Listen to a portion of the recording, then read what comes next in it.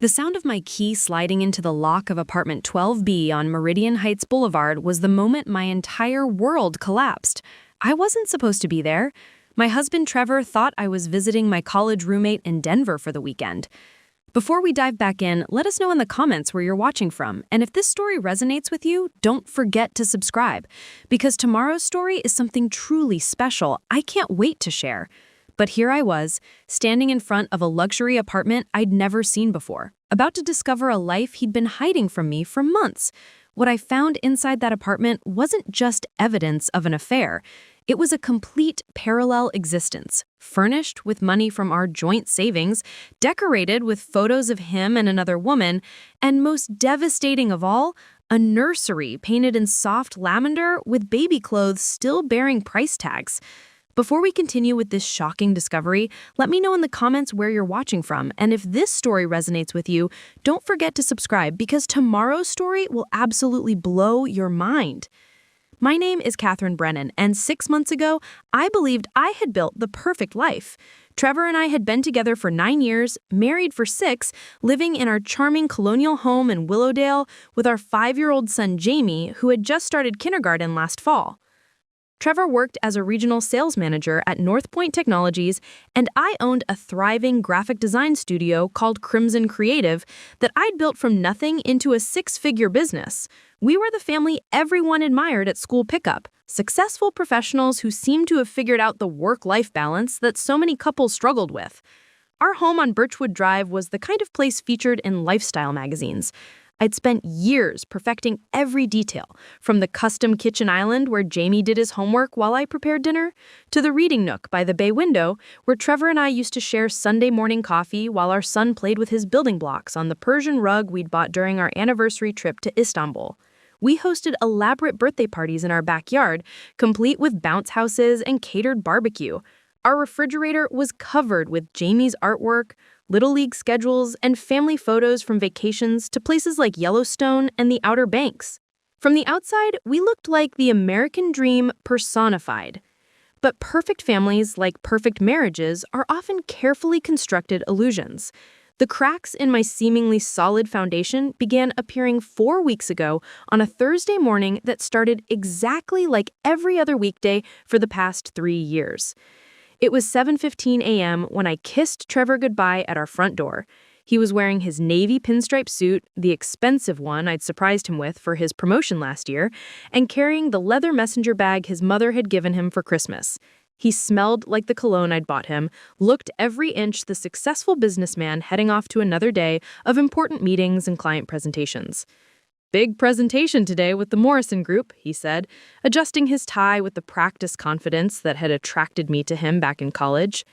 "Might run late tonight, honey. Don't wait up if I'm not home by 9. His smile was warm and familiar, the same smile that had convinced me to marry him during a sunset proposal on the beach in Santorini. I watched him back his black Audi out of our driveway, the same route he took every morning down Oakwood Lane toward the highway that would take him to his office in the business district. Jamie was still asleep upstairs, his blonde hair tousled across his superhero pillowcase, completely unaware that his father had just lied to his mother with the practiced ease of someone who'd been perfecting the art of deception for longer than I could have imagined. The first crack in my perfect world came from the most ordinary source imaginable, a wrong number phone call. Mrs. Henderson from next door knocked on my door that afternoon, looking apologetic and slightly confused. "Catherine, dear," she said, holding her cordless phone, "someone called looking for Trevor, but they asked for Trevor Brennan at 875 Meridian Heights Boulevard, apartment 12B. I told them they had the wrong number, but they seemed quite certain. They said it was about a delivery confirmation." I stared at her, my coffee mug suddenly feeling heavy in my hands. Meridian Heights Boulevard was clear across town, in the expensive Riverside district where young executives and wealthy retirees lived in those sleek high-rise buildings overlooking Copper Lake. We'd toured apartments there when we were first married, but decided they were too impersonal and overpriced for a young couple trying to save for a house. "Must be some kind of mistake," I told Mrs. Henderson, but something cold was already settling in my stomach like a stone dropped into still water. That evening, when Trevor came home at 10:30 p.m., much later than his predicted 9 o'clock arrival, I casually mentioned the strange phone call.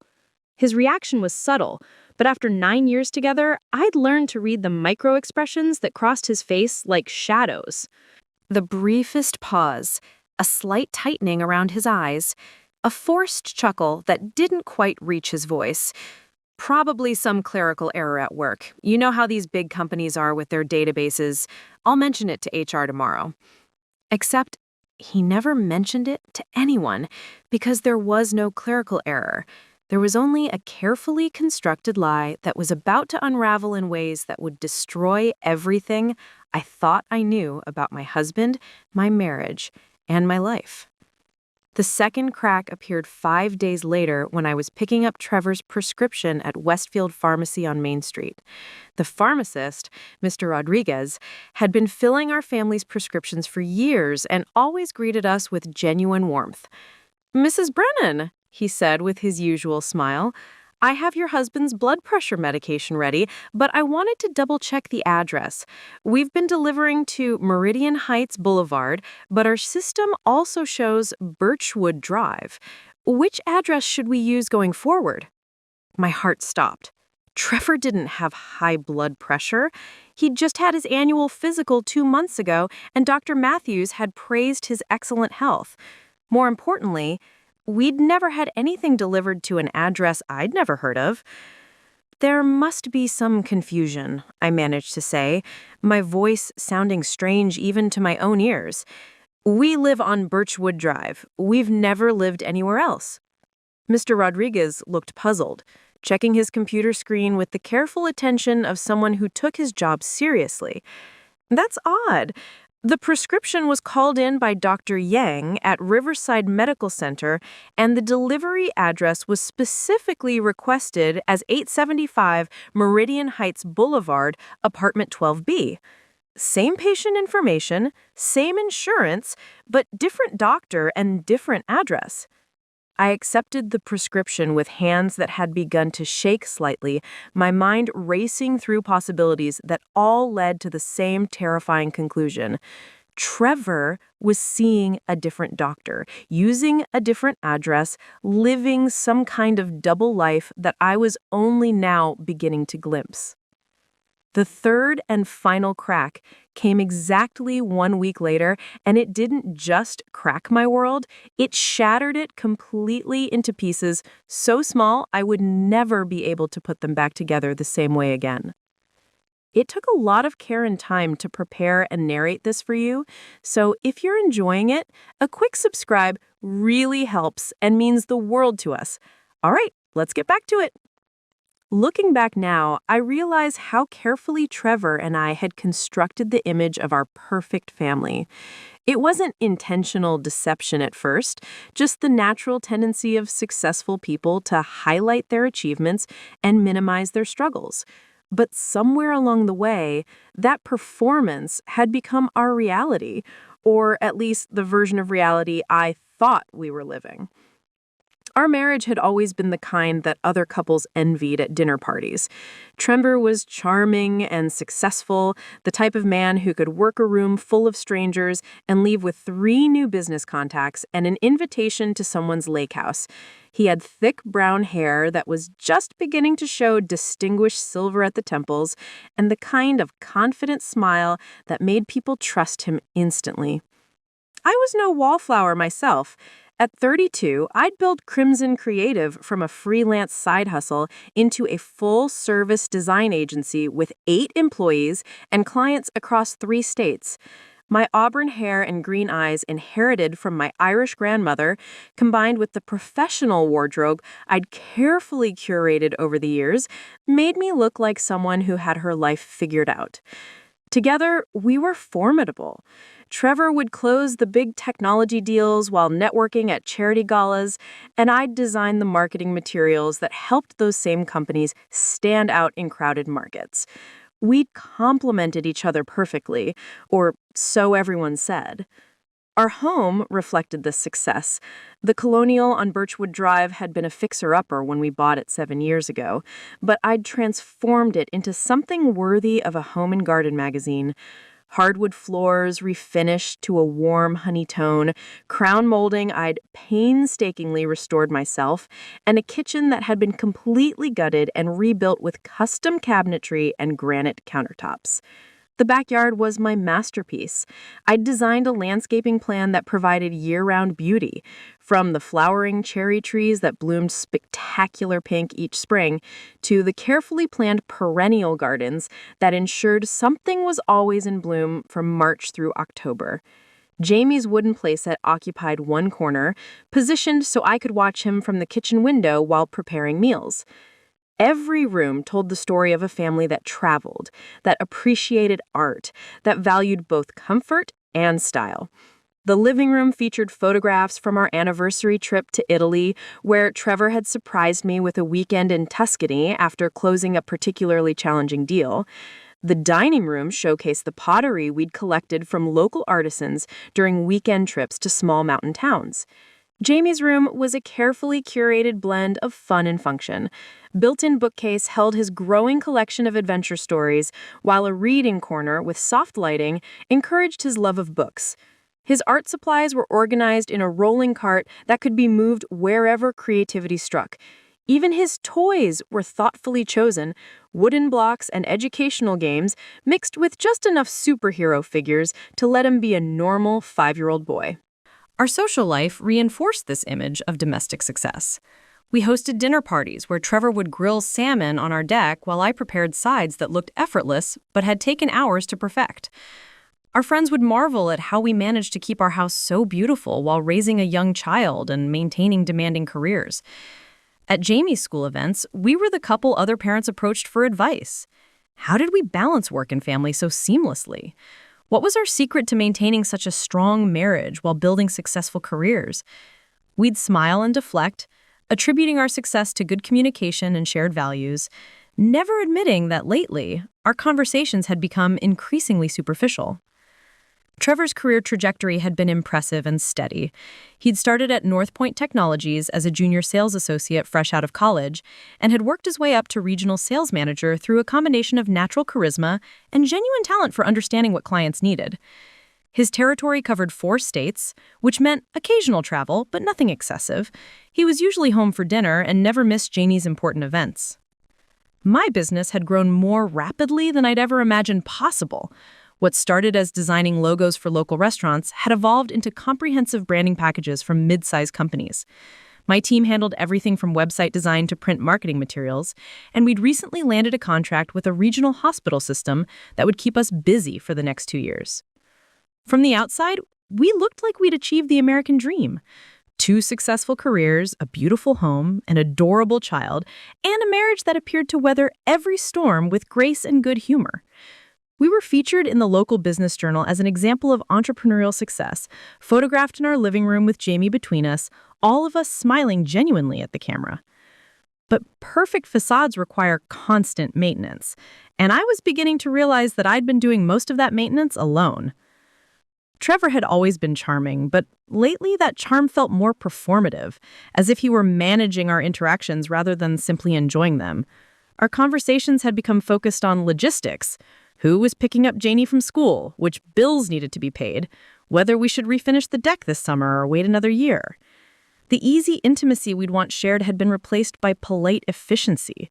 We still functioned well as a team, still presented a united front to the world, but something essential had been quietly slipping away without either of us acknowledging it directly. I told myself this was normal, that all marriages went through phases, that the demands of parenthood and career building naturally shifted the dynamics between spouses. Our friends with children confirmed this theory, joking about how romance took a back seat to soccer schedules and business meetings. But looking back now, I realize I was working overtime to maintain the illusion of our perfect marriage, making excuses for Trevor's increasing emotional distance, and convincing myself that his late nights and weekend business calls were simply the price of his professional success. I'd been so focused on preserving the image of our ideal family that I'd stopped noticing when Trevor began treating our life together like another item on his professional to-do list, something to be managed rather than cherished. Our perfect family was real in photographs and social media posts, genuine in the eyes of friends and neighbors, but increasingly hollow at its core. Trevor and I had become co-managers of a successful domestic enterprise rather than partners in a shared life. And I'd been too busy maintaining the performance to notice when he'd begun preparing for his exit from the show entirely. The foundation of our perfect life, I was about to discover, had been slowly eroding for months while I'd been focused on polishing the surface, ensuring that everyone could see how beautifully everything was working, while remaining blind to the fact that underneath, the entire structure was on the verge of complete collapse. I was at Starbucks on Elm Street, waiting for my usual Tuesday morning cappuccino, when I saw him, Trevor. But he wasn't supposed to be there. He'd left for work an hour earlier, claiming he had 3 consecutive client meetings starting at 9 o'clock at his office across town in the financial district. Yet there he was, sitting at a corner table, his hand resting casually on the arm of a woman I'd never seen before. She was petite and blonde, probably in her late 20s, with the kind of effortless elegance that made my throat tighten with a familiar stab of insecurity. She was wearing a flowing emerald dress that complemented her fair complexion perfectly, and when she laughed at something Trevor whispered to her, her entire face lit up with genuine happiness. The same kind of happiness I hadn't seen on Trevor's face in months when he was with me. I ducked behind the display of travel mugs, my heart hammering so violently I was certain everyone in the cafe could hear it. My hands were shaking as I fumbled with my phone, pretending to check messages while watching them through the gaps between merchandise. Trevor looked relaxed in a way I'd almost forgotten was possible. His shoulders weren't carrying the tension he always seemed to bring home from work. His smile wasn't the polite, measured expression he'd been wearing around me lately. This was the Trevor I'd fallen in love with 9 years ago, animated and engaged, leaning forward as if every word this woman spoke was fascinating.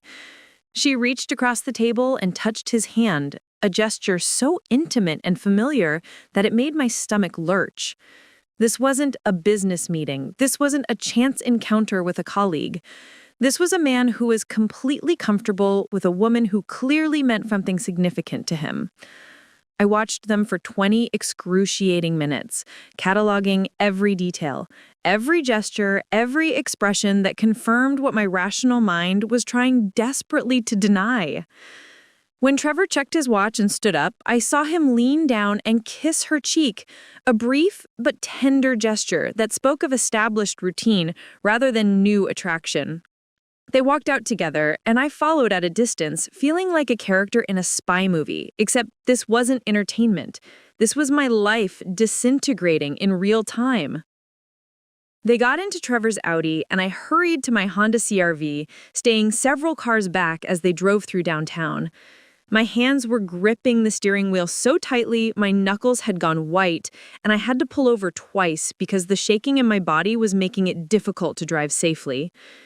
They drove past the financial district, where Trevor supposedly worked, past the shopping center where we'd bought groceries every weekend, and into the upscale Riverside district.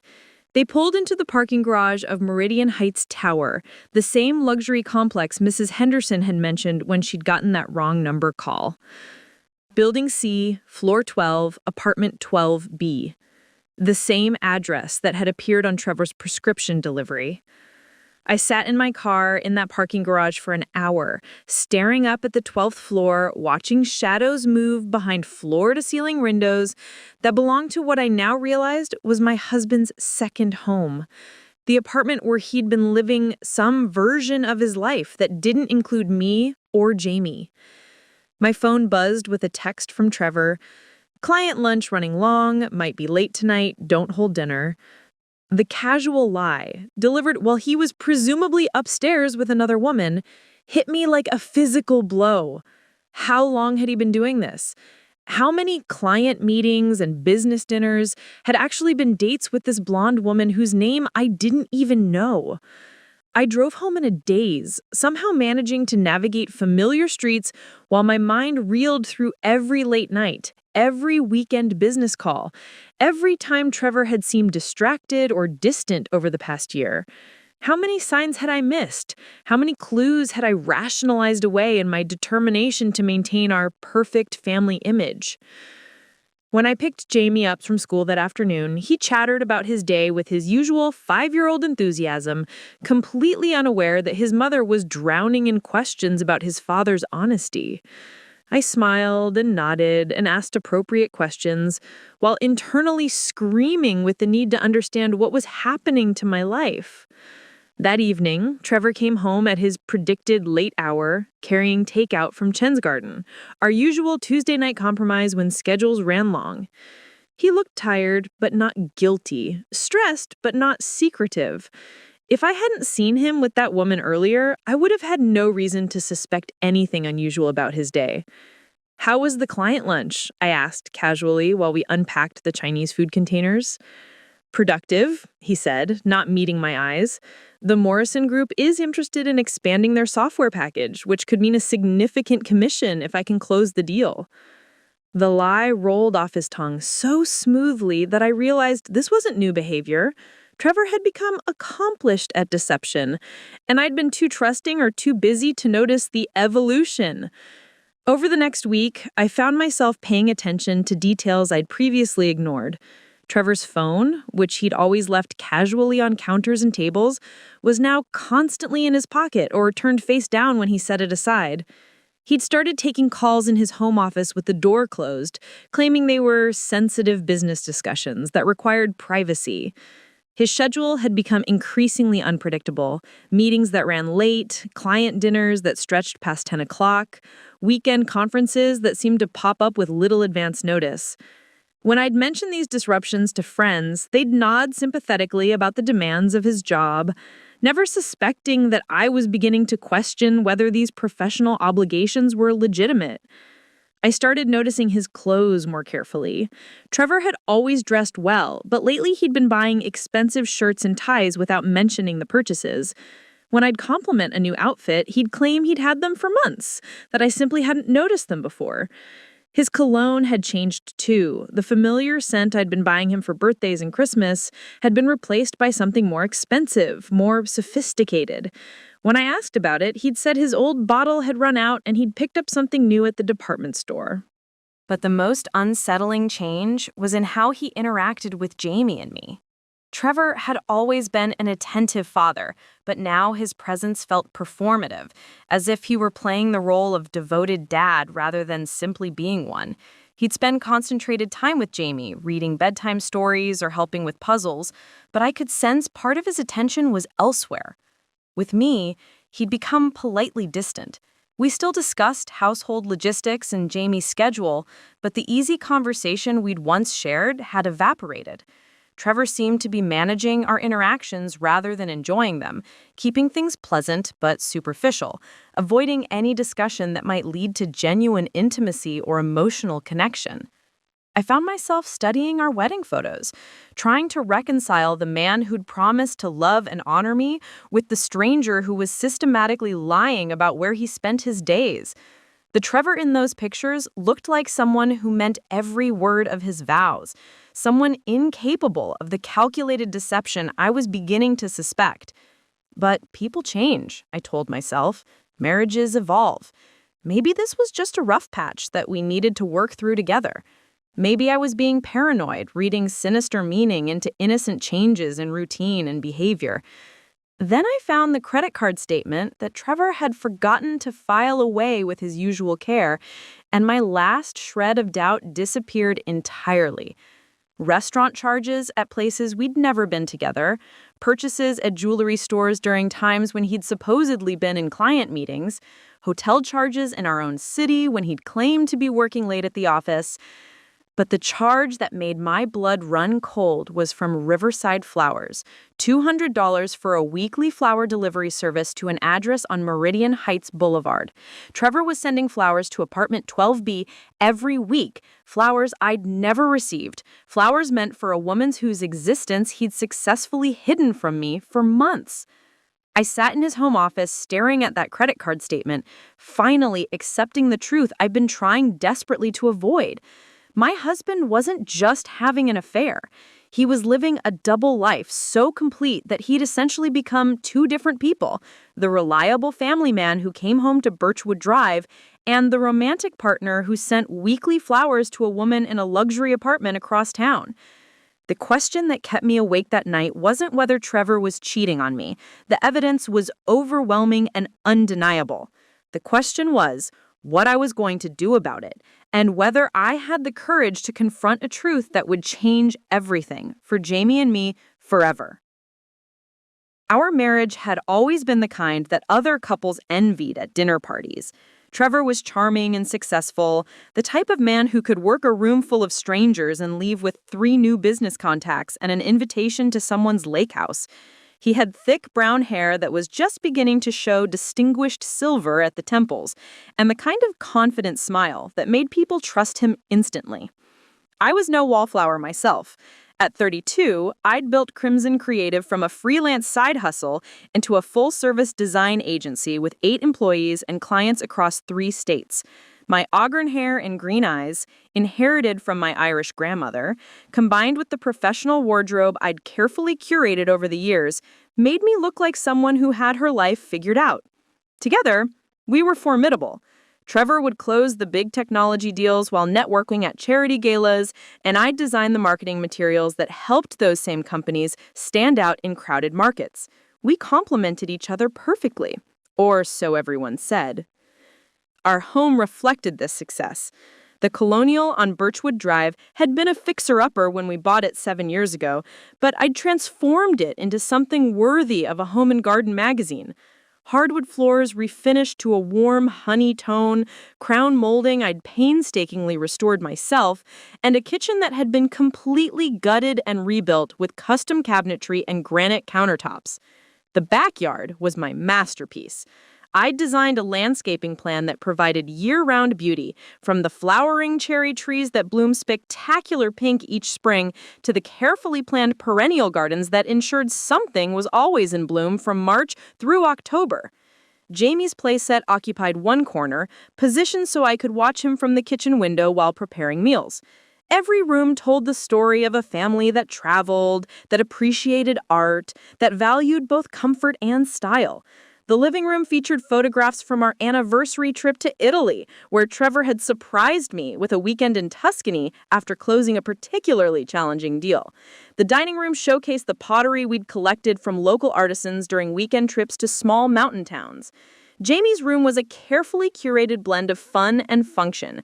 Built-in bookshelves held his growing collection of adventure stories, while a reading corner with soft lighting encouraged his love of books. His art supplies were organized in a rolling cart that could be moved wherever creativity struck. Even his toys were thoughtfully chosen, wooden blocks and educational games, mixed with just enough superhero figures to let him be a normal 5-year-old boy. Our social life reinforced this image of domestic success. We hosted dinner parties where Trevor would grill salmon on our deck while I prepared sides that looked effortless but had taken hours to perfect. Our friends would marvel at how we managed to keep our house so beautiful while raising a young child and maintaining demanding careers. At Jamie's school events, we were the couple other parents approached for advice. How did we balance work and family so seamlessly? What was our secret to maintaining such a strong marriage while building successful careers?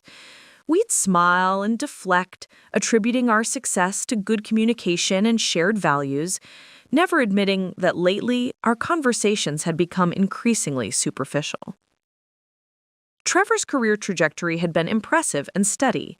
He'd started at North Point Technologies as a junior sales associate fresh out of college and had worked his way up to regional sales manager through a combination of natural charisma and genuine talent for understanding what clients needed. His territory covered 4 states, which meant occasional travel, but nothing excessive. He was usually home for dinner and never missed Jamie's important events. My business had grown more rapidly than I'd ever imagined possible. What started as designing logos for local restaurants had evolved into comprehensive branding packages for mid-sized companies. My team handled everything from website design to print marketing materials, and we'd recently landed a contract with a regional hospital system that would keep us busy for the next 2 years.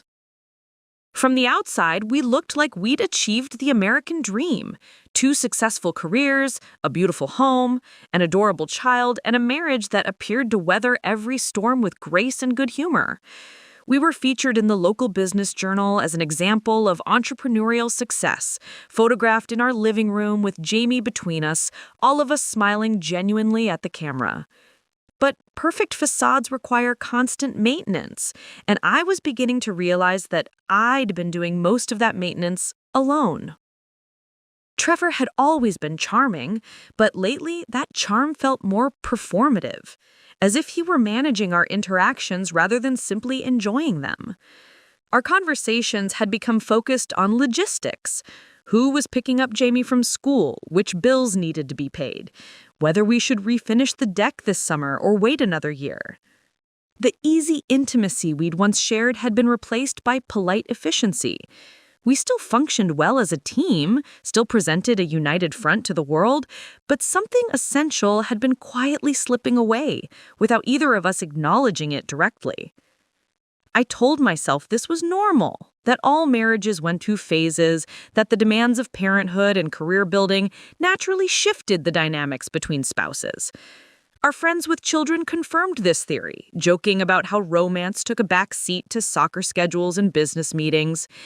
But looking back now, I realize I was working overtime to maintain the illusion of our perfect marriage, making excuses for Trevor's increasing emotional distance, and convincing myself that his late nights and weekend business calls were simply the price of his professional success. I'd been so focused on preserving the image of our ideal family that I'd stopped noticing when Trevor began treating our life together like another item on his professional to-do list, something to be managed rather than cherished. The irony wasn't lost on me that while I was building a business, creating compelling visual narratives for other companies, I'd failed to see that my own life had become nothing more than an elaborate marketing campaign for a product that no longer existed. Our perfect family was real in photographs and social media posts, genuine in the eyes of friends and neighbors, but increasingly hollow at its core. Trevor and I had become co-managers of a successful domestic enterprise rather than partners in a shared life. And I'd been too busy maintaining the performance to notice when he'd begun preparing for his exit from the show entirely. The foundation of our perfect life, I was about to discover, had been slowly eroding for months while I'd been focused on polishing the surface, ensuring that everyone could see how beautifully everything was working while remaining blind to the fact that underneath, the entire structure was on the verge of complete collapse. I spent the next 3 days in a state of controlled chaos, maintaining normal routines while internally preparing for what I knew had to happen. Jamie went to school, I met with clients, Trevor continued his pattern of late nights and convenient business excuses. But underneath the surface of ordinary life, I was methodically planning my approach to uncovering the full truth. The weekly flower delivery was scheduled for Thursdays, according to the credit card statement. I'd noticed the pattern over the past 6 months, charges from Riverside Flowers appearing every Thursday like clockwork. If I was going to confront this situation, I needed to see exactly what Trevor had been hiding in that apartment before he had a chance to cover his tracks or prepare explanations. Wednesday evening, I told Trevor I was driving to visit my college roommate Sarah in Denver for a long weekend. She was going through a difficult divorce, I explained, and needed emotional support. It was the perfect cover story because Trevor had always found my friendships with other women slightly tiresome, and he would never volunteer to join me for what he'd call emotional drama. "That's thoughtful of you," he said, barely looking up from his laptop. "Drive safely and give Sarah my regards." The ease with which he accepted my fabricated trip should have hurt more than it did. But I was beyond emotional wounds at this point. I was operating in survival mode, gathering information I needed to protect myself and Jamie from whatever devastation was coming. Thursday morning, I dropped Jamie at school as usual, told my assistant I was taking a personal day, and drove to Meridian Heights Boulevard. The building manager, Mr. Patterson, was a distinguished man in his 60s who'd clearly dealt with similar situations before. When I explained that I needed access to my husband's apartment and showed him our marriage certificate and joint credit card statements proving Trevor was my spouse, his expression shifted from polite confusion to uncomfortable recognition. "Mrs. Brennan," he said carefully, I want to be sure you understand what you might find in there." His gentle warning confirmed what I already suspected, but I appreciated his discretion.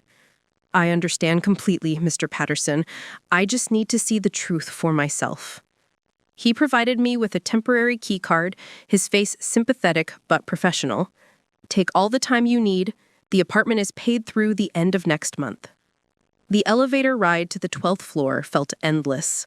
My hands were shaking as I slipped the key card into apartment 12B, knowing that whatever I found on the other side of the store would forever change the trajectory of my life and Jamie's future. The apartment was stunning, and that somehow made everything worse. Floor-to-ceiling windows offered a breathtaking view of Copper Lake, flooding the space with natural light that highlighted expensive furniture I'd never seen before. The living room featured a cream-colored sectional sofa that probably cost more than my car payments, paired with a glass coffee table that looked like something from an interior design magazine. Everything was perfectly coordinated in shades of gray and white, sophisticated and elegant in a way that felt deliberately opposite to our warm, family-friendly home on Birchwood Drive. This wasn't just another residence, it was a carefully curated environment designed for a completely different kind of life. The kitchen made my throat tighten with recognition and rage. 2 coffee cups set in the sink. One a simple white mug I'd never seen before, the other a navy blue cup with "World's Best Dad" printed on the side. Jamie had given Trevor that mug for Father's Day 2 years ago, proud of his preschool craft project. Seeing it in the stranger's kitchen felt like witnessing my son's innocence being violated. The refrigerator was covered with what looked like appointment cards and reminders, but as I examined them more closely, I realized they were prenatal care appointments. Dr. Martinez at Riverside Women's Health. Monthly checkups progressing to bi-weekly visits. The most recent appointment was scheduled for next Tuesday. My legs nearly gave out as the implications hit me. This wasn't just an affair. Trevor's girlfriend was pregnant, and based on the appointment timeline, she was well into her 2nd trimester. He was going to be a father again, and he'd been planning this new family while still living with Jamie and me. The master bedroom revealed the depth of Trevor's deception. His clothes hung in the walk-in closet. Not just a few spare outfits, but an entire wardrobe. Expensive suits I'd never seen him wear, casual clothes and styles he'd never shown interest in, workout gear for a gym membership I didn't know he had. On the opposite side of the closet hung women's clothing in size small, flowing feminine pieces that spoke of someone who had time for yoga classes and wine tastings, someone whose life wasn't structured around school pickup times and client deadlines. The contrast between this unknown woman's elegant wardrobe and my own practical clothing felt like a deliberate judgment on the life I'd been living. The bathroom confirmed my worst fears. 2 toothbrushes in the holder, his and hers towels monogrammed with T and A. Her name started with A. Prenatal vitamins sat on the counter next to expensive skincare products I'd stopped buying years ago when Jamie's needs took precedence over my own vanity. But the 2nd bedroom destroyed what remained of my composure. It had been converted into a nursery painted in soft yellow with a border of dancing elephants. A white crib was already assembled, surrounded by packages of newborn diapers and tiny clothes still bearing price tags. A rocking chair sat by the window, the same style I'd wanted when I was pregnant with Jamie, but had considered too expensive for our budget at the time. Hanging on the wall was an ultrasound photo in a silver frame. I moved closer with shaking hands and read the label, Baby Brennan Anderson. 24 weeks, due date December 18th. Brennan Anderson. They'd hyphenated their names like a married couple.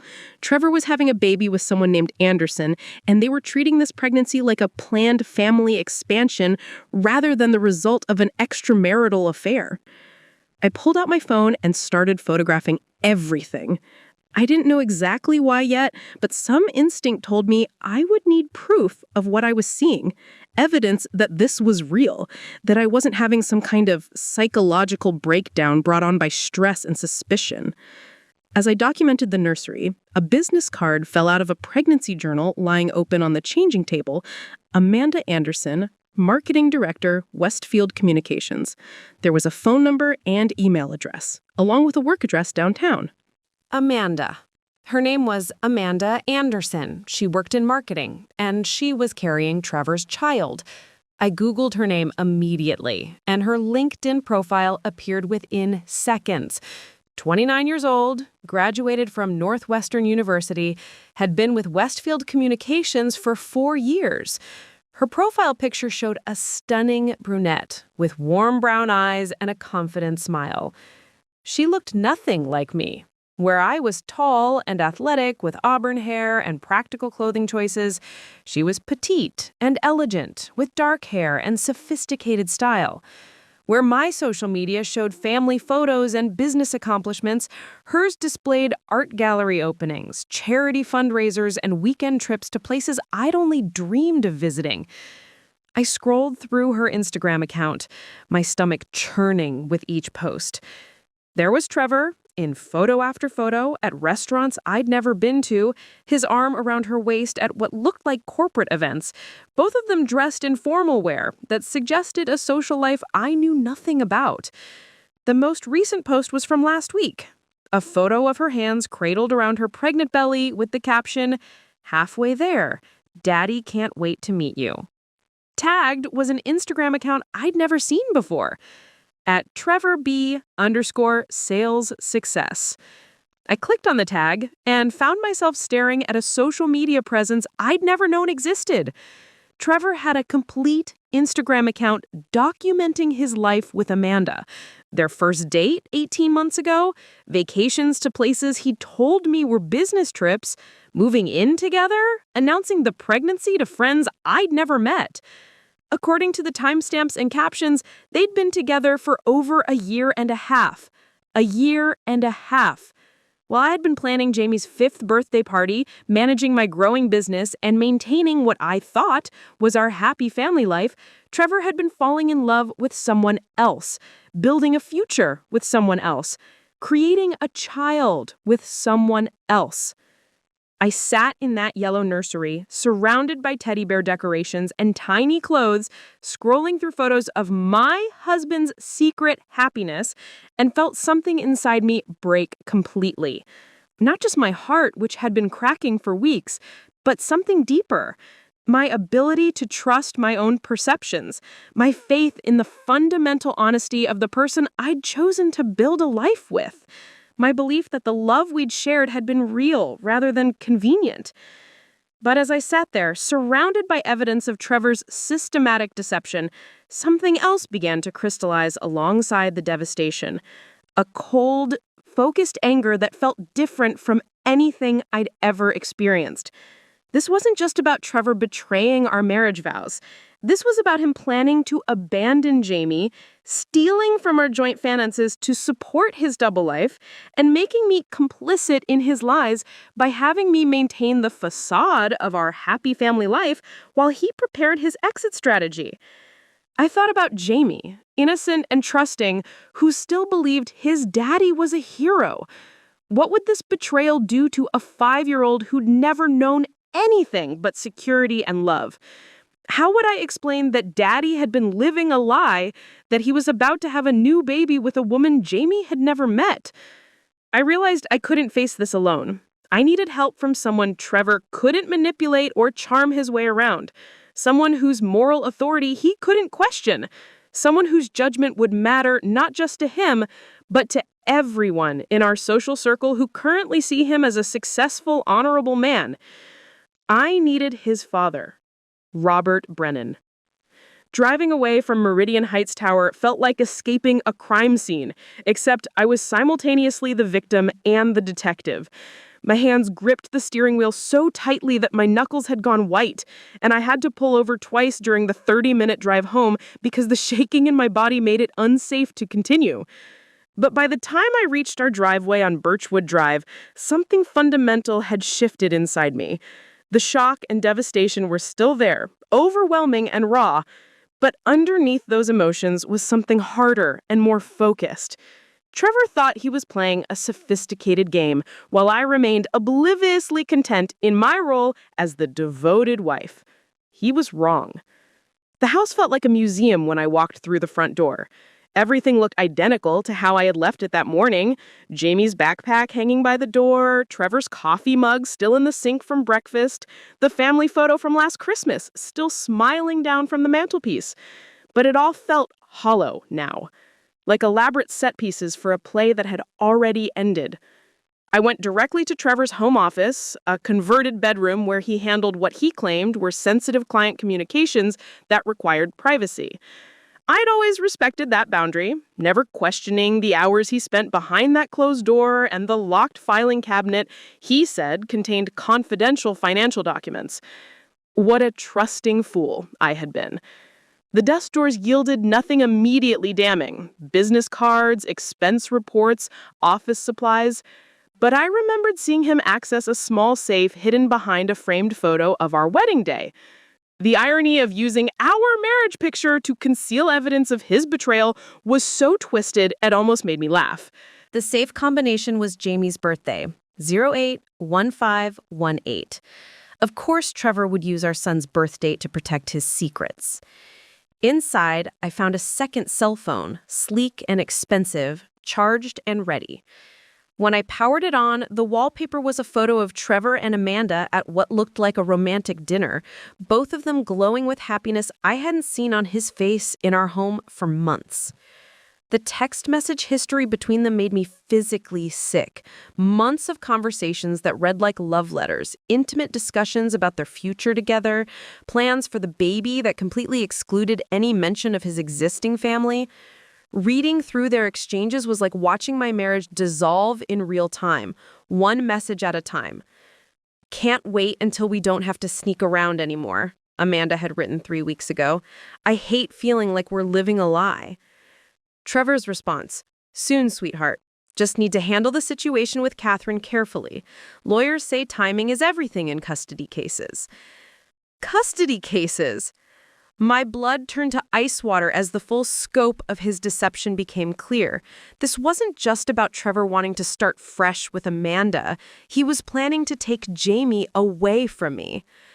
I scrolled farther back in their conversation history and found messages that revealed the calculated nature of his betrayal.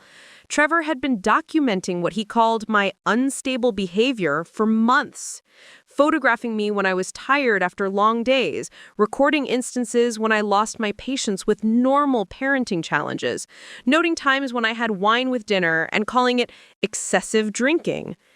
He'd been building a case against me as an unfit mother while I'd been completely unaware that I was being evaluated and found wanting by my own husband. Every moment of normal human exhaustion or frustration had been weaponized against me in service of his plan to create a new family while keeping the child from his old one.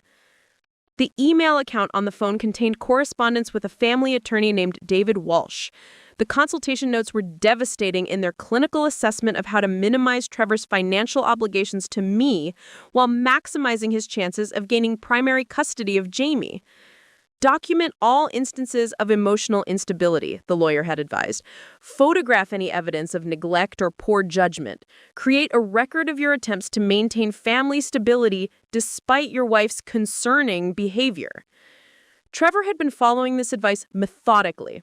Photos of me looking exhausted after client meetings, screenshots of my social media posts when I joked about needing wine after particularly challenging days with Jamie, even recordings of phone conversations where I'd vented to friends about the stress of balancing work and motherhood. All of it presented without context, twisted into evidence that I was an unstable parent who couldn't provide the secure environment Jamie needed. Meanwhile, Trevor was positioning himself and Amanda as the stable, loving couple who could offer Jamie a proper two-parent home. But the most devastating discovery was a life insurance policy application dated 8 months ago. Trevor had changed his beneficiary from me to Amanda Anderson, effectively stealing Jamie's financial security to provide for his pregnant girlfriend. If something happened to Trevor, the $750,000 policy would go to a woman I'd never met rather than to his son's future education and welfare. I sat in his office chair, surrounded by evidence of his systematic betrayal, trying to process the scope of what he'd planned. This wasn't a momentary lapse in judgment or a midlife crisis that had spiraled out of control. This was a carefully orchestrated campaign to replace his current family with a newer model while minimizing the financial and legal consequences. Trevor had been studying me like a subject in an experiment, documenting my weaknesses and failures while maintaining the facade of a loving husband. Every time he'd offered to help with Jamie's bedtime routine, every occasion when he'd suggested I take a break and have a glass of wine, every moment when he'd encouraged me to vent about work stress, all of it had been part of his evidence-gathering operation. The cruelest part was realizing how he had manipulated situations to create the very behavior he was documenting. He deliberately increased his travel schedule and late nights, leaving me to handle more of Jamie's care alone, then photographed the exhaustion that resulted. He encouraged me to be honest about my frustrations, then recorded those conversations as evidence of instability. I found financial records showing he'd been systematically moving money from our joint accounts into a separate account that only he could access, small amounts over many months, carefully calculated to avoid triggering my attention while building what he called his transition fund. Our money, including profits from my business, being stockpiled to support his new life with Amanda. The apartment lease, the furniture, the weekly flower deliveries, even Amanda's expensive prenatal care, all of it funded with money that was supposed to support Jamie's education and our family's security. Trevor had been stealing from his son's future to court his pregnant girlfriend. But perhaps the most chilling discovery was a detailed timeline Trevor had created for his exit strategy. He'd planned everything down to the week: when he would file for divorce, how he would present the custody case, when he would reveal the pregnancy to Jamie, even how he would explain his departure to our friends and his colleagues. According to his notes, he'd intended to wait until after Amanda's baby was born, then present me with divorce papers and a custody challenge simultaneously. He would claim that my mental health issues had made our marriage untenable, and that Jamie would be better served living primarily with his father and stepmother. The timeline showed he'd been planning this betrayal for over a year, carefully laying groundwork while continuing to share our bed, eat family dinners, and play the role of devoted husband and father. The level of calculation required to maintain such a deception while systematically undermining the family he was pretending to cherish was almost sociopathic in its coldness. I thought about all the times over the past year when I'd felt something was wrong, when I'd sensed distance or distraction in Trevor's behavior. My instincts had been trying to warn me, but I dismissed those feelings as normal marriage challenges or stress from his demanding job. I'd been living with a stranger who was actively working to destroy my life while I'd been trying to strengthen our relationship. The realization that hit me hardest was understanding how Jamie would be affected by Trevor's plan. Our 5-year-old son, who trusted his father completely, was about to learn that Daddy had been living a lie. Worse, Trevor intended to use Jamie as a weapon in his custody battle, forcing a kindergartner to choose between his parents based on manufactured evidence of his mother's unfitness.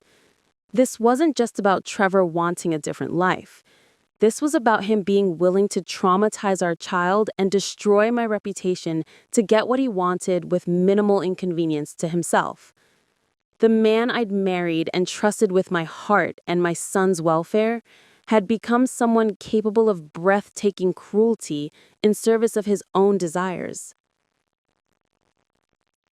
As I compiled screenshots and photos of everything I'd found, I realized I was no longer the naive woman who'd discovered suspicious phone calls and prescription deliveries. Trevor's betrayal had forced me to become someone harder, more strategic, more willing to fight for what mattered most. But I also understood that confronting Trevor directly would be a mistake. He was prepared for that conversation, had probably rehearsed his explanations and justifications. A direct confrontation would give him time to spin the narrative, to position himself as the victim of an unstable wife who'd invaded his privacy and jumped to conclusions.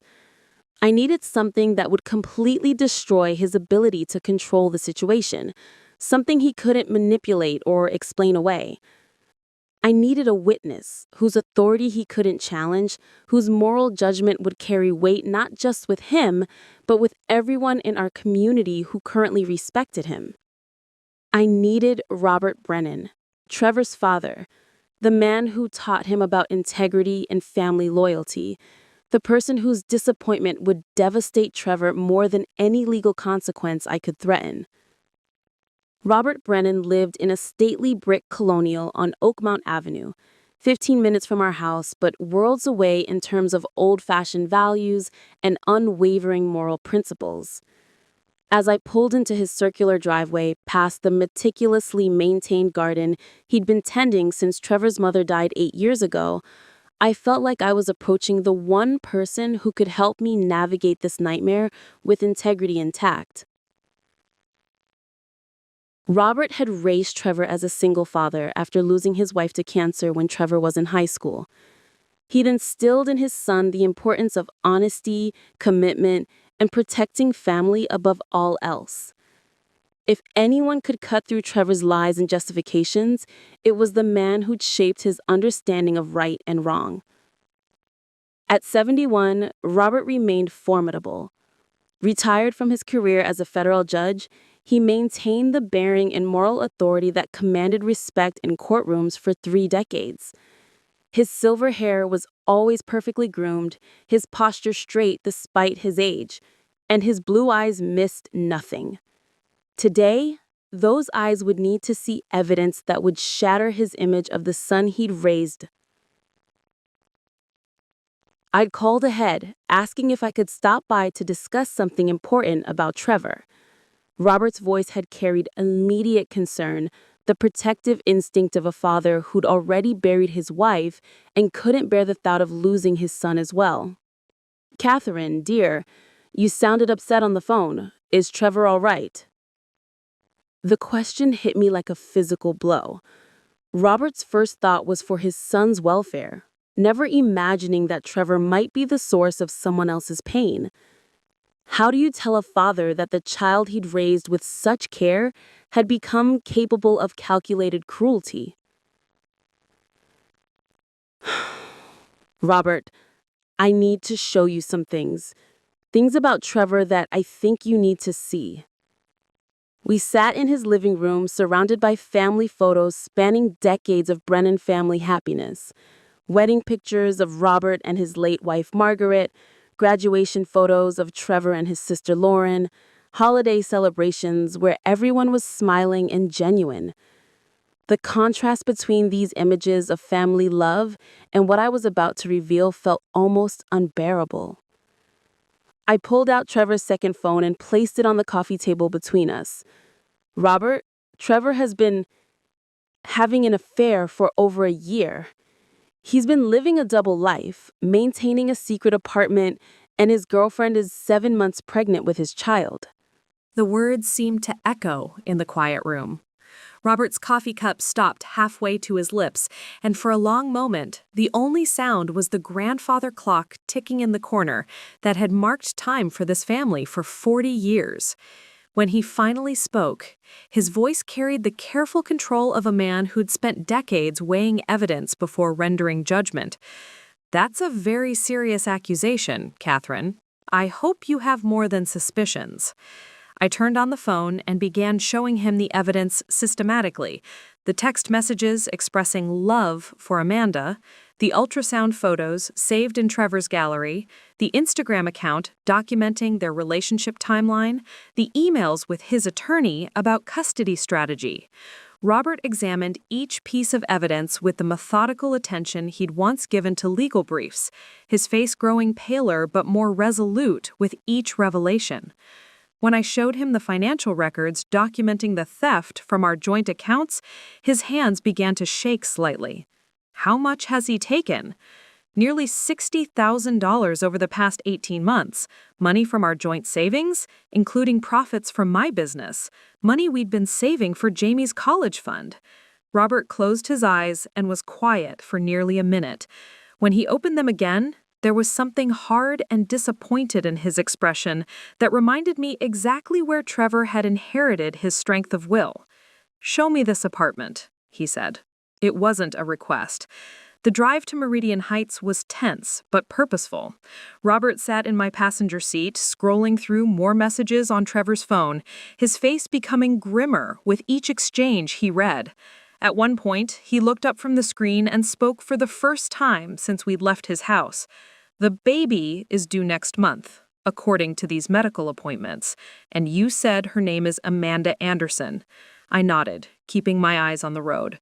"She's a marketing director, 29 years old, Northwestern graduate. She has no idea Trevor is still married. He told her we were divorced." Robert processed this information with judicial precision. "And the apartment lease is in both their names? Brennan Anderson, like they're married. He's been using your family name, the name you carried with pride for 70 years, and sharing it with a stranger like it means nothing." I saw Robert's jaw tighten at this revelation. This wasn't just about Trevor betraying his marriage vows. This was about him dishonoring the family legacy, treating the Brennan name like something to be casually shared with someone who had no legitimate claim to it. When we arrived at Meridian Heights Tower, the building manager, Mr. Patterson, recognized me immediately. When he saw me returning with a distinguished older gentleman, his expression shifted to one of uncomfortable recognition. "Mr. Patterson," I said formally, "this is Robert Brennan, Trevor's father. He'd like to see the apartment his son has been maintaining." Patterson's discomfort was obvious, but Robert stepped forward with the natural authority that once commanded federal courtrooms. "Sir, I need to understand what my son has been doing with his family's financial resources. I trust you can appreciate the gravity of this situation." Patterson practically escorted us personally to apartment 12B, his deference to Robert's obvious authority overriding any concerns about protocol. The elevator ride to the 12th floor was silent, except for the quiet hum of machinery, but I could feel Robert's emotional preparation for what he was about to see. This wasn't just disappointment in his son's choices. This was the systematic destruction of everything he tried to teach Trevor about honor, commitment, and family loyalty. When I showed him the apartment door, Robert walked through the space like a detective examining a crime scene. He noted every detail. The expensive furniture purchased with stolen money, the ultrasound photos on the refrigerator, the monogrammed towels in the bathroom that proclaimed a false marriage. In the nursery, he stood for a long time looking at the elephant border and the assembled crib, his face reflecting a mixture of sadness and growing anger. When he finally spoke, his voice was barely controlled. "He never helped you prepare Jamie's nursery 5 years ago, said he was too busy with a big client presentation." The observation hit me harder than I had expected. Robert had noticed Trevor's lack of involvement when Jamie was born, had filed that detail away as something that disappointed him about his son's priorities. Now it took on new significance as part of a pattern of selfishness that had been growing for years. In the master bedroom, Robert examined Trevor's clothes with the attention he'd once given to evidence in complex legal cases. He held up an expensive suit I had never seen Trevor wear. "This cost at least $1,200. When did Trevor start buying clothes like this? You told me last Christmas that money was tight because his commissions were down." The lie felt even more insulting when viewed through Robert's eyes. While Trevor had been claiming financial hardship to justify cutting back on family expenses, he had been spending lavishly on his secret life. Every dollar he had spent on Amanda and their apartment was money that could have supported Jamie's activities, our home improvements, or our family's security. But it was in Trevor's home office area, where I found his laptop still logged into his email accounts, that Robert discovered the evidence that transformed his disappointment into fury. The custody strategy emails with his attorney were devastating enough, but what made Robert's face go white with anger were the financial planning documents. Trevor had been consulting with financial advisors about how to hide assets during divorce proceedings, how to minimize alimony payments, and how to restructure his income to reduce child support obligations. He'd been planning not just to abandon his family, but to ensure they would struggle financially after his departure. "He's been planning to leave you and Jamie destitute," Robert said, his voice shaking with controlled rage, "while building a new life with a pregnant girlfriend. He's been calculating how to minimize his financial responsibility to his own child." The insurance beneficiary change was what finally broke Robert's composure entirely. When he saw that Trevor had removed Jamie from his life insurance policy to make Amanda the primary beneficiary, Robert stood up abruptly and walked to the window overlooking the lake. 47 years I was married to his mother, he said, quietly.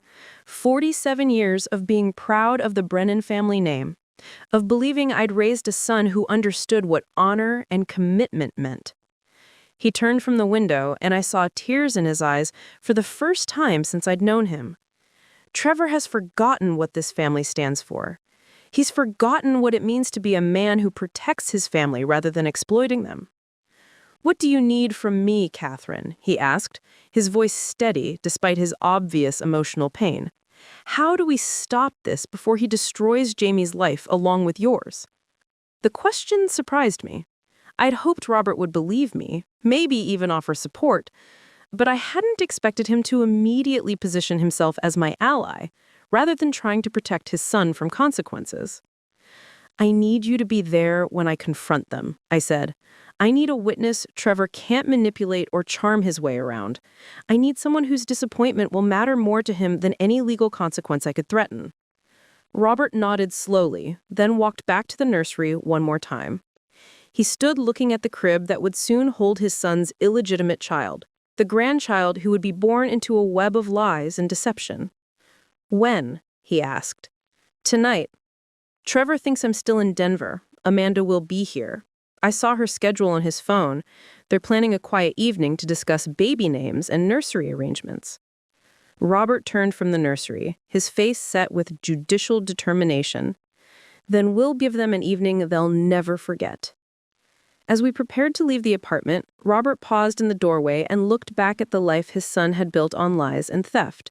47 years of marriage taught me that a family's reputation is built over generations and can be destroyed in a moment. Trevor is about to learn what it means to face judgment from someone who taught him the difference between right and wrong. The ride back to Robert's house was quiet, but it was the silence of shared purpose rather than uncomfortable tension. We had moved beyond shock and disappointment into strategic planning. Trevor had been playing chess while he thought I was playing checkers, but he'd made one crucial miscalculation. He'd forgotten that the man who'd raised him to understand honor and integrity would never tolerate seeing those values betrayed, even by his own son. The confrontation that was coming wouldn't just be between a cheating husband and his betrayed wife. It would be a reckoning between a father and son, between the values Robert had tried to instill in and the man Trevor had chosen to become. And Trevor was about to discover that some disappointments cut deeper than any legal consequence. Some judgments carry more weight than court proceedings. And some relationships, once broken by betrayal, can never be repaired. We returned to Meridian Tower at 7:30 that evening, when the autumn sun had already disappeared behind the Seattle skyline, and the building's lobby was softly illuminated with warm golden lighting. Robert had insisted on stopping at his house first to change into what he called his courtroom attire, a charcoal gray suit that made him look like a federal judge about to deliver a life sentence. I had spent those intervening hours at home mechanically going through the motions of normal life, while my mind prepared for what was coming.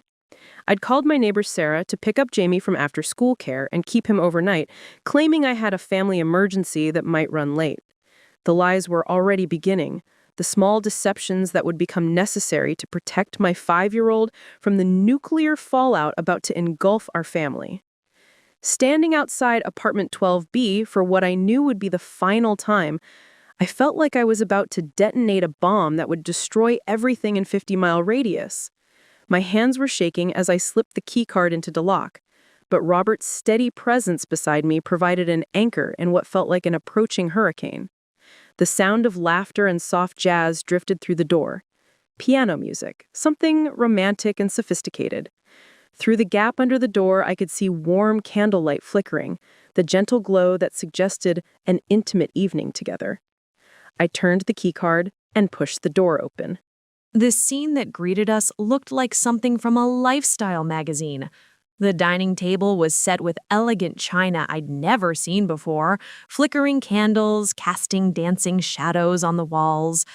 Trevor was standing behind Amanda's chair, his hands resting protectively on her shoulders as she laughed at something he'd just whispered in her ear. She was wearing a flowing maternity dress in deep burgundy, her dark hair styled in an elegant updo, absolutely radiant with the happiness of a woman who believed she was about to become part of a perfect little family. For a split second, nobody moved. The tableau was so domestic, so genuinely intimate that walking in felt like violating something sacred. Except it wasn't sacred. It was built on lies, theft, and the systematic destruction of another family. Trevor saw me first. His face went through a progression of emotions so rapid it was almost comical. Confusion, recognition, shock, and then pure terror when his eyes landed on his father standing beside me like an avenging angel. "Catherine," he said, his voice cracking like a teenager's. "What are you doing here? I thought you were in Denver visiting Sarah." "Yes, that's what I told you. Just like you told me you were working late at the office tonight, instead of having dinner with your pregnant girlfriend." Amanda had turned in her chair and was staring at us with wide brown eyes, her hand instinctively moving to protect her belly. She was even more beautiful in person than in her social media photos, with the kind of natural grace I'd always envied. She looked between Trevor and me, clearly trying to process what was happening, her face shifting from confusion to dawning horror. "Trevor," she said slowly, her voice barely above a whisper, "who is this?" The question hung in the air like smoke from an explosion. Robert stepped forward, and when he spoke, his voice carried the authority of someone who'd spent 3 decades commanding respect in federal courtrooms. "I'm Robert Brennan, Trevor's father, and this is Catherine Brennan, his wife of 6 years and the mother of his 5-year-old son, Jamie." Amanda's face went completely white. She looked at Trevor with an expression of dawning horror that would have been satisfying if the entire situation weren't so devastating for everyone involved. "Wife?" she whispered. "Trevor, you told me you were divorced. You showed me the papers. You said it was finalized last year." "I never filed for divorce," I said, my voice steadier than I felt. "Our marriage certificate is still perfectly valid, just like our joint bank accounts, which your boyfriend has been draining to pay for all of this." I gestured around the expensive apartment. Trevor finally found his voice, though it sounded nothing like the confident man I'd married. "Catherine, this isn't what it looks like. Let me explain." "Explain what?" Robert's voice cut through his stammering like a blade. "Explain how you've stolen $60,000 from your family? Explain how you've been living a lie while your wife raised your son alone? Explain how you've dishonored your marriage, your child, and the family name I've carried with pride for 71 years by sharing it with this young woman as if you were actually married to her?" The word dishonored hit the room like a physical blow. Robert had chosen his language carefully, invoking concepts of integrity and family loyalty that had been drilled into Trevor since childhood. Amanda struggled to her feet, her pregnant belly making the movement awkward and emotionally charged. "You're married?" she said to Trevor, and it wasn't a question anymore. It was an accusation. "You're actually married with a child?" "Amanda, please," Trevor reached for her, but she stepped back like he was contaminated. "Let me explain the situation. It's complicated." "No," Robert said firmly, his voice carrying the weight of absolute moral authority. "It's not complicated at all. You made a commitment to Catherine and Jamie. You broke that commitment. You stole money from your family to support this deception. You've dishonored your marriage, your child, and the family name I've carried with pride for 71 years. There is nothing complicated about recognizing the difference between right and wrong." I pulled out Trevor's secret phone and placed it on their romantic dinner table, right next to the flickering candles and expensive wine. We found your other phone, Trevor. We've seen all the messages, all the photos, all the emails with your lawyer about building a custody case against me. Amanda's eyes widened in shock. Custody case? Trevor, you told me your ex-wife was vindictive and wouldn't let you see your son. You said you barely had a relationship with him because she was bitter about the divorce. That's another lie. He sees Jamie every day. He reads him bedtime stories, helps with his homework, plays superhero games after dinner. He's been living a complete double life. The revelation hit Amanda like a physical blow. She sank back into her chair, her hands pressed against her belly, tears starting to flow down her cheeks. You made me the other woman. You made me complicit in destroying a family with a 5-year-old child. Trevor was completely panicking now, his carefully constructed world collapsing in real time. Everyone just needs to calm down. We can work this out. Amanda, you have to understand. Understand what? She screamed, her composure finally breaking entirely. Understand that everything you've told me for 18 months has been a lie? Understand that I'm about to have a baby with a man who's been systematically deceiving everyone in his life? She stood up again, this time with fierce determination, despite her advanced pregnancy. I need to leave. I need to think. I can't be here right now. Amanda, please don't go, Trevor begged, and the desperation in his voice was almost pathetic. We can figure this out. We can make this work. Make what work? Robert's voice was ice cold. How do you propose to continue lying? How do you plan to keep stealing from your legitimate family to support your illegitimate one? How do you justify bringing a child into this web of deception? Amanda grabbed her purse and jacket, moving with the urgency of someone fleeing a fire. At the door, she turned back to look at Trevor one last time. I loved you, she said, her voice broken but resolute. I thought we were building something real, something honest, but it was all built on lies, wasn't it? Everything we had, everything I thought we were, it was all stolen from them. She looked at me then, her eyes red with tears, but carrying a dignity that commanded respect. I'm sorry, she said. I'm so sorry. If I had known, if I had any idea that you and your son existed. And then she was gone, leaving behind only the scent of her perfume and the echo of the door closing with finality. The silence that followed was deafening. The romantic dinner sat abandoned, candles still flickering, expensive wine still breathing in its decanter. Trevor stood in the middle of his fantasy life, looking utterly lost and completely exposed. Robert walked over to the dining table and began methodically blowing out each candle one by one, until the room was lit only by harsh overhead lights that made everything look stark and ugly. Now, he said, turning to face his son with the bearing of a judge about to deliver a verdict, we're going to discuss what happens next, and you're going to listen without interruption. With Amanda gone and the romantic atmosphere extinguished, the apartment felt like a morgue. Trevor slumped into one of the dining chairs, his head in his hands, while Robert and I remained standing like prosecutors at a trial. You have 30 days to liquidate this apartment and return every penny you've stolen to Catherine's accounts. You will sign whatever divorce papers she presents, accept whatever custody arrangement she deems appropriate, and you will not contest a single term. Trevor looked up with something approaching hope. Dad, if we can just talk about this rationally? Rationally? Robert's voice rose for the first time all evening. You want to discuss rationality? You forged your wife's signature on loan documents. You changed your life insurance beneficiary from your son to your pregnant girlfriend. You've been planning to leave your family destitute while building $1 million life with another woman. What part of that strikes you as rational behavior? I watched Trevor's face as his father systematically destroyed every justification he might have offered. This wasn't just a confrontation between a cheating husband and his betrayed wife.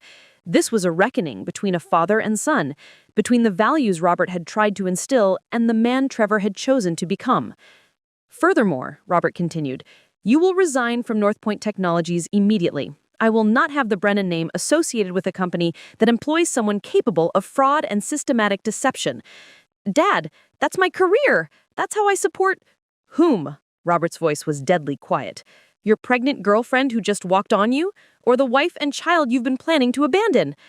The truth of Trevor's complete isolation was finally sinking in. Amanda was gone, disgusted by the lies he'd built their relationship on. His father had withdrawn all support and respect. His professional reputation was about to be destroyed, and I was no longer the naive wife who could be manipulated and controlled.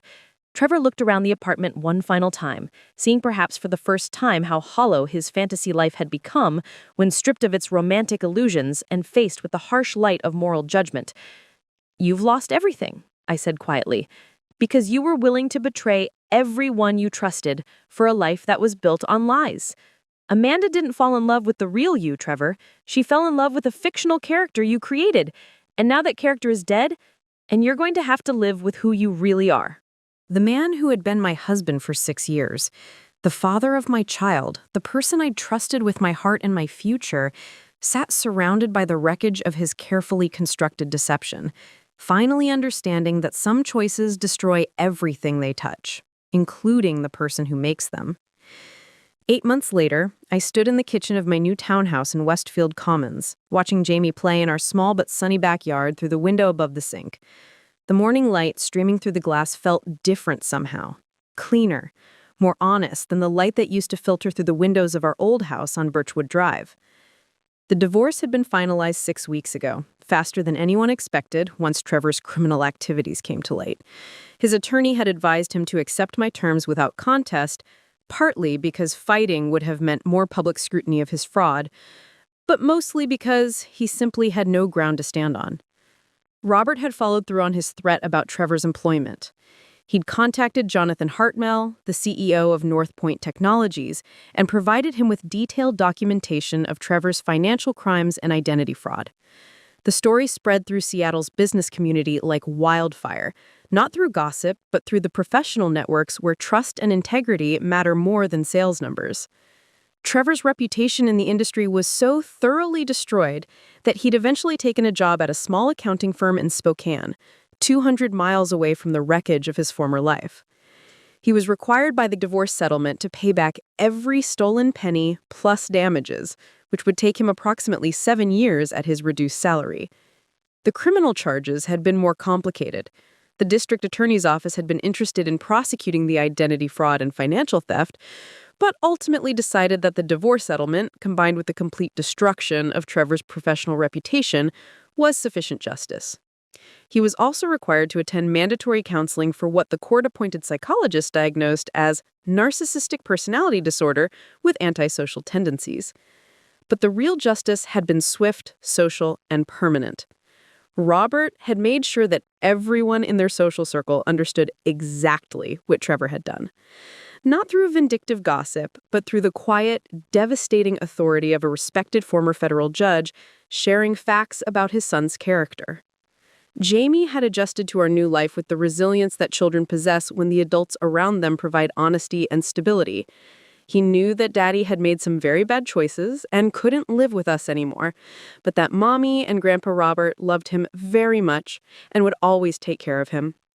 He saw Jamie once a month for supervised visits at a family center, arrangements that would continue until Jamie was old enough to decide for himself whether he wanted a relationship with his father. So far, those visits were stilted and uncomfortable. Trevor seemed like a stranger to Jamie now, someone who looked familiar but felt wrong, like a photograph that had been altered in subtle but disturbing ways. Robert had become an unexpected pillar of strength in our new life. The man who'd lost his son to moral bankruptcy had found purpose in being the grandfather and father figure that Jamie and I needed. He helped us move into the townhouse, co-signed the lease when my credit was complicated by the divorce proceedings, and had become a steady, reliable presence in our daily routine. More importantly, he taught me something profound about family loyalty that I'd never understood before. Real family, he'd explained over coffee one morning, isn't about protecting people from the consequences of their actions. It's about standing up for what's right, even when it's painful. I loved Trevor, he'd said, his voice steady but sad. I'll always love him. But love doesn't mean enabling destructive behavior or protecting someone from facing the truth about themselves. Sometimes the most loving thing you can do is refuse to participate in someone's delusions. The most unexpected development had been my relationship with Amanda Anderson. 3 months after that horrible confrontation in the apartment, she'd reached out through a mutual connection, She was 6 weeks away from her due date and wanted to meet to apologize properly, to try to make sense of what had happened to both of us.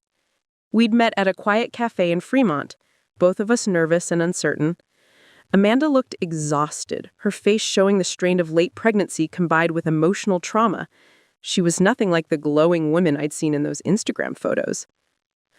"I need you to know that I genuinely had no idea Trevor was still married," she had said. "I know that sounds naive, but he was so convincing. He had divorce papers, fake ones, I realize now, and he talked about his ex-wife and son like they were part of his distant past, not his daily reality." What emerged from that difficult conversation was the realization that Trevor had been lying to both of us simultaneously, creating two completely fictional versions of his life. To me, he had been the devoted husband going through normal career stress. To her, he had been the recently divorced father who barely saw his child because of a bitter ex-wife. "He told me you were mentally unstable," she had confessed, tears running down her face. "He said you turned Jamie against him and that he was fighting for custody to protect his son from an unfit mother. I actually felt sorry for him." The manipulation had been so complete, so carefully constructed, that both of us had been living in alternate realities of Trevor's creation. Neither of us had been in a relationship with the real man. We'd both been involved with fictional characters he'd created to get what he wanted from each of us. Amanda had given birth to a daughter, Lucy, 3 months ago.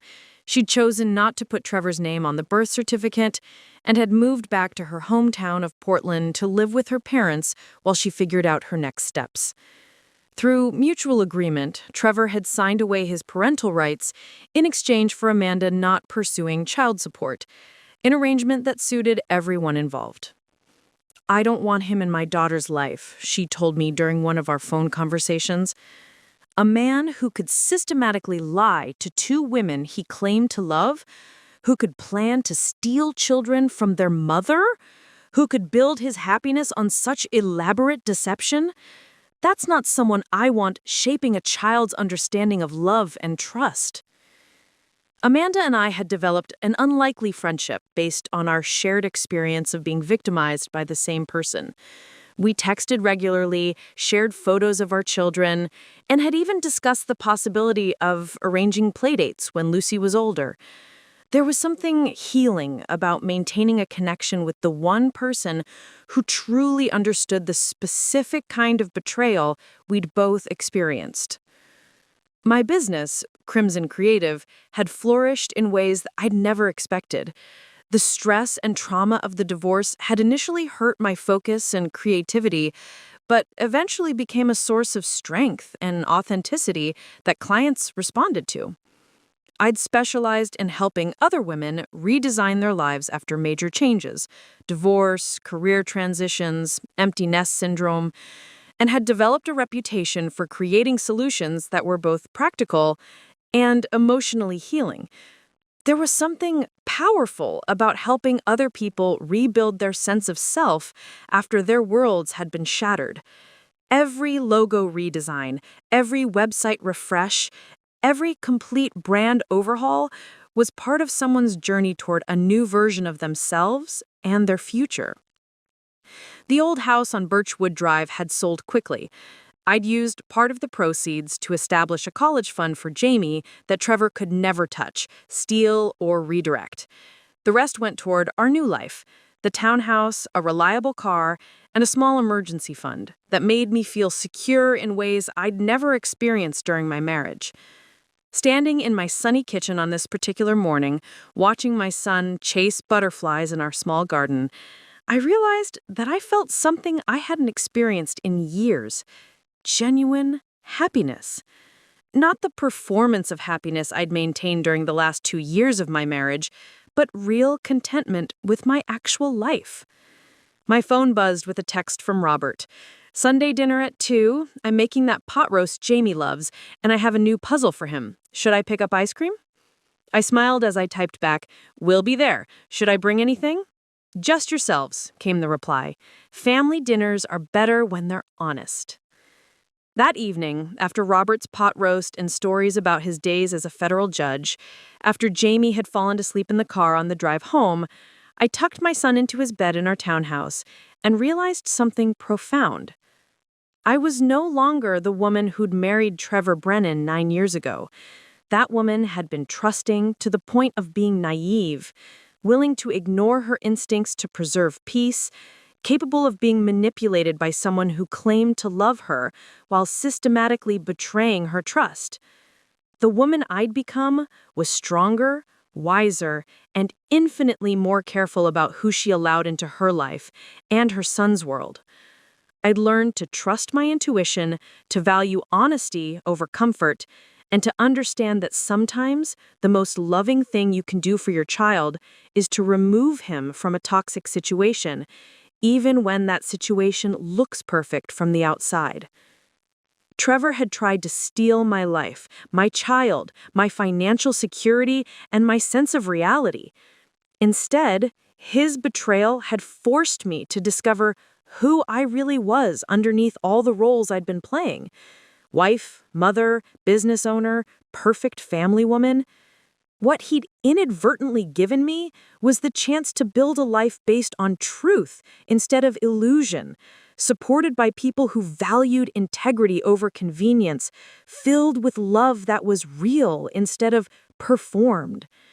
Some days, I even felt grateful for his betrayal, because without it, I might have spent the rest of my life in a marriage that looked successful, but felt empty, never knowing that I was capable of so much more strength and happiness than I'd ever imagined.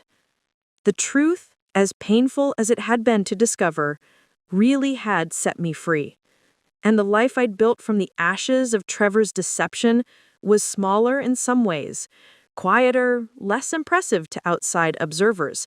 But it was mine, earned with courage and honesty, built on a foundation that couldn't be shaken by lies or manipulation. Jamie and I were going to be just fine. Better than fine, actually. We were going to be genuinely happy. And that's something Trevor's elaborate deceptions had never been able to provide. Coming up next, you'll see 2 more stories we handpicked just for you. If this one struck a chord, you're going to love what's next. Tap to keep the journey going. And don't forget to subscribe, because tomorrow's story will absolutely blow your mind. Coming up next, you'll see 2 more stories we handpicked just for you. If this one struck a chord, you're going to love what's next. Tap to keep the journey going.